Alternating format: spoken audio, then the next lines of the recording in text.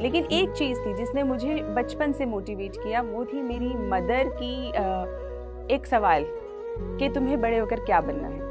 तो वो जो सवाल था उसने मुझे कॉन्स्टेंटली मोटिवेट किया और ये सोचने पे मजबूर किया कि मुझे आखिर बनना क्या है।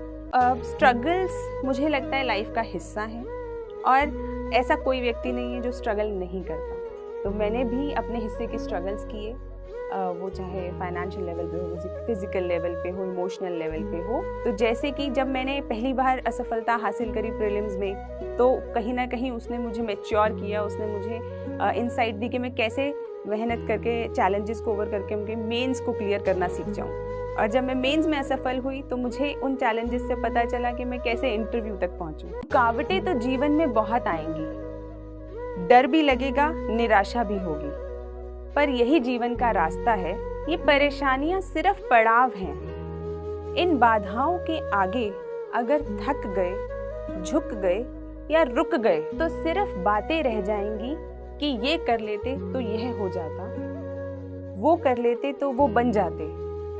लेकिन अगर सच में कुछ बनना है तो हिम्मत तो दिखानी होगी। दुनिया कह रही है कि तुमसे नहीं होगा, दुनिया कह रही है कि जो ये तैयारी है ये 2 साल में होती है, 2 दिन में नहीं होती या 2 महीने में नहीं होती। ये सब दुनिया कह रही है। इंटरव्यू में मेरे नंबर बहुत कम थे, सिर्फ 151 नंबर।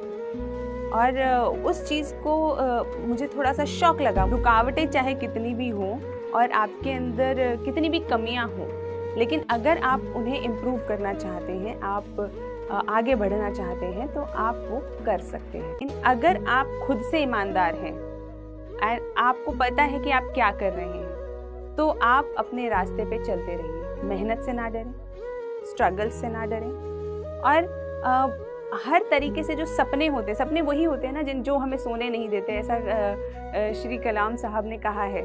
तो वो बात बिल्कुल सत्य है। तो अगर आपके पास कोई ऐसा सपना है जो आपको सोने नहीं देता, तो सोने की ज़रूरत नहीं है, बिल्कुल सोने की ज़रूरत नहीं है। उसके लिए मेहनत करें, उसे जिएं।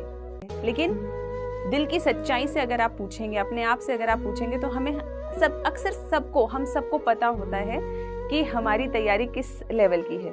क्या हमने पढ़ाई ईमानदारी से नहीं करी है, या हम सिर्फ दूसरों को दिखाने के लिए पढ़ाई कर रहे हैं, या हम पढ़ाई तो कर रहे हैं लेकिन क्या हम अपने सेल्फ इवैल्यूएशन पे, सेल्फ एनालिसिस पे उतना ध्यान दे रहे हैं या नहीं दे रहे हैं। तो ये सब हमारे मन को, हमारी अंतरात्मा को पता होता है।